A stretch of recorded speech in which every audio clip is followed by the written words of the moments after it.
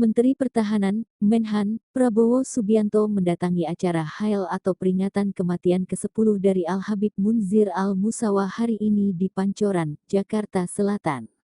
Saat sambutan, ada momen Prabowo menggeser podium yang membelakangi para ulama. Begini momennya. Bakal calon presiden, baca pres, dari Partai Gerindra ini memasuki area acara sekitar pukul 10.17 waktu Indonesia Barat.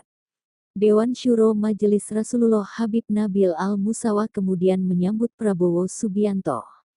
Posisi Nabil saat itu berdiri di depan mimbar yang posisinya menghadap kamera. Dalam pemaparannya, Nabil berpesan supaya Prabowo tak melupakan Majelis Rasulullah.